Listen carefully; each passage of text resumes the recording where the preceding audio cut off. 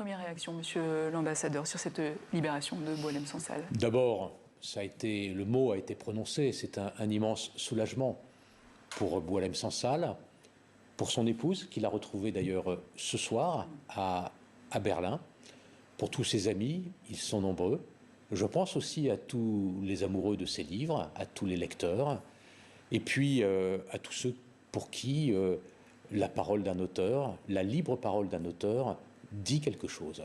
Alors c'est une libération qui a été préparée depuis longtemps, hein, et pas question que les négociations se fassent de manière bilatérale entre la France et l'Algérie, d'où l'Allemagne. Oui, en effet, cela fait maintenant des mois et des mois, peut-être quelques semaines à peine après l'arrestation de Boualem Sansal, puis sa mise en détention, que nous avons imaginé, travaillé avec nos partenaires allemands pour tenter effectivement une issue à la situation de Boualem Sansal. Et effectivement, les Allemands, parce que l'Allemagne a une bonne relation avec l'Algérie, parce que le président Steinmeier a une relation personnelle avec le président Tebboune, parce que l'Allemagne aussi est un pays qui compte en Algérie, mais sans nuage dans la relation entre l'Allemagne et l'Algérie. Effectivement, la solution allemande s'est rapidement imposée comme permettant à chacun, en quelque sorte, de sortir par le haut de cette situation. Est-ce que ça donne de l'espoir, du coup, pour la libération du journaliste Christophe Glaise? Les deux situations, évidemment, ne sont pas tout à fait comparables. Christophe Glaise est un Français. Il a été condamné à une peine de prison très lourde pour des faits, d'ailleurs, qui peuvent être considérés comme fallacieux. Son procès d'appel aura lieu le 3 décembre, donc dans 3 semaines. Et nous espérons tous qu'évidemment la Cour d'appel saura faire preuve de sagesse. Son avocat français sera présent à ses côtés. Et évidemment, nous en appelons à la sagesse de l'autorité judiciaire algérienne. Vous parliez des relations sans nuage entre l'Algérie et l'Allemagne. Pourquoi les rapports avec l'Algérie et la France sont-ils si spécifiques, si singuliers? C'est une relation à nul autre pareille.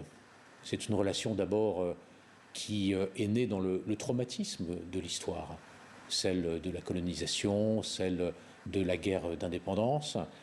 Et c'est ensuite, depuis l'indépendance de l'Algérie, une relation qui est allée par des hauts et par des bas. Et c'est vrai que depuis maintenant plus d'1 an, depuis 16 à 17 mois, nous sommes dans une période de basses eaux. Et il faut en sortir, parce que l'intérêt de la France commande de reprendre le dialogue avec l'Algérie. Et quand le ministre français de l'Intérieur, Laurent Nunez, estime que la stratégie du bras de fer ne fonctionne pas avec Alger, vous êtes d'accord? Oui. Il faut, parce que c'est l'intérêt de la France, renouer avec Alger. Nous avons d'abord un devoir qui est de reprendre la coopération sécuritaire.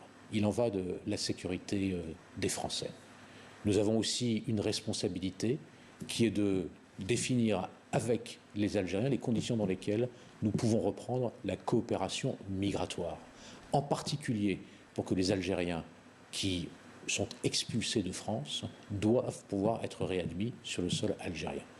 Pour y parvenir, il n'y a qu'une seule méthode. C'est celle de la confiance retrouvée et c'est celle du dialogue. Donc la méthode Retailleau n'avait aucune chance d'aboutir. Je ne cherche pas à singulariser telle ou telle méthode, mais en tout cas, il est sûr que pour parvenir à nos objectifs, la reprise de la coopération sécuritaire et effectivement la coopération migratoire, seul un apaisement, un réengagement avec l'Algérie créeront les conditions d'une reprise de ces coopérations qui sont essentielles. Une réaction peut-être sur le texte du Rassemblement national qui a été adopté par l'Assemblée nationale. Il demande la dénonciation d'un accord franco-algérien de 1968 qui confère, je rappelle, un statut particulier aux Algériens dont il régit les conditions de circulation, de séjour et d'emploi en France. Qu'en pensez-vous de ce texte?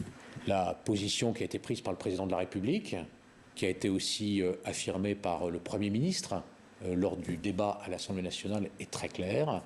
Pas de dénonciation de cet accord, parce que cette dénonciation plongerait à nouveau la relation franco-algérienne dans une crise grave au moment où nous cherchons à en sortir. Mais en revanche, nécessité, parce que cet accord est devenu aujourd'hui anachronique, d'en engager la renégociation. C'est la ligne de la France et ça fera partie effectivement du menu des discussions que nous allons avoir avec l'Algérie dans le contexte de la reprise de notre relation avec ce pays. Et ce sera un des sujets très certainement que le ministre de l'Intérieur abordera. Il a été invité à se rendre à Alger. Il a indiqué ce matin qu'il y avait une probabilité élevée qu'il se rende en Algérie. Effectivement, au menu des discussions, cet accord de 1968, sa renégociation, y figurera en bonne place. Renouer le dialogue, une priorité donc, même si tous les différends avec la France ne peut être apaisés. Je pense par exemple au dossier du Sahara occidental. Est-ce qu'une issue est possible selon vous? Nous avons, depuis un an, nous sommes tombés bien bas dans cette relation. Tous les canaux de communication ont été interrompus dans le domaine diplomatique, politique, dans le domaine sécuritaire, dans le domaine culturel. Nous avons perdu du terrain aussi sur le plan économique. L'urgence, c'est de rétablir une confiance pour faire redémarrer cette relation. Sur la base de priorités immédiates, il est sûr que le retour à une relation, je dirais, apaisée dans tous les secteurs prendra du temps, mais nous avons deux urgences, la coopération sécuritaire et la coopération migratoire. Ce sera sur ces deux domaines prioritaires pour les Français que, en quelque sorte, nous allons réengager la discussion avec Alger. Une dernière question, monsieur l'ambassadeur. Quand est-ce que vous comptez rentrer à Alger? Je n'ai jamais défait mes valises. Lorsque je suis rentré, vous l'avez rappelé, le 17 avril. Il s'agit d'une décision que prendra le président de la République. Il le jugera du moment le plus opportun pour me demander de rentrer à Alger. Et j'y suis prêt à tout moment, bien sûr. Stéphane Romaté, merci, ambassadeur de France en Algérie. Merci à vous.